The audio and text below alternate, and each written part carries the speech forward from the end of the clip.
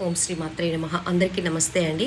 మనకి వసంత నవరాత్రులు 30వ తారీఖు నుంచి ఏప్రిల్ 6వ తారీఖు వరకు ఉంటాయండి. అలాగే 7వ తారీఖున ఉద్వాసన అయితే అమ్మవారికి చెప్పుకోవాలి. కొంతమంది సిస్టర్స్ అయితే అడుగుతున్నారు నాకు, అక్క ఎటువంటి నైవేద్యాలు పెట్టాలి అమ్మవారికి? లలిత అమ్మవారికే ఈ వసంత నవరాత్రుల్లో పూజించాలన్నమాట. మనము లలిత అమ్మవారి ఫోటోకే పూజించాలి, ఓకేనా? అయితే అమ్మవారికి ఎక్కువగా ఇష్టంగా ఉండే నైవేద్యాలు లలితా సహస్రనామంలో 99 అధ్యాయంలో చెప్పబడిందండి.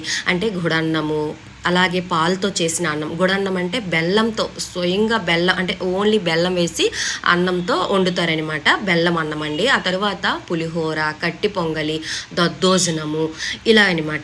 ఇవే మనము 9 రోజులు అమ్మవారికి రిపీట్ చేస్తూ రావాలి. ఇవన్నీ మేము వండలేము అంటే పానకం, వడపప్పు పెట్టండి. కలసం, అఖండ దీపం, పీఠం వేసుకునే వాళ్ళు ఖచ్చితంగా నైవేద్యాలు సమర్పించాలండి.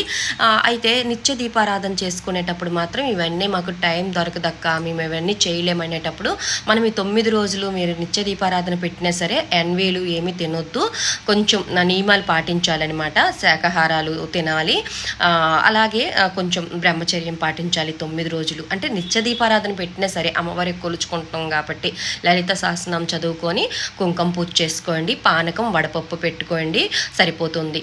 ఇవేమీ మేము పెట్టలేమంటే ఇంట్లో వండుకుంటాం కదా, మహా నైవేద్యము, అన్నము, పప్పు పెట్టినా సరే అమ్మవారు స్వీకరిస్తారు. ఇంకొక వీడియోలో మళ్ళీ కలుద్దాం.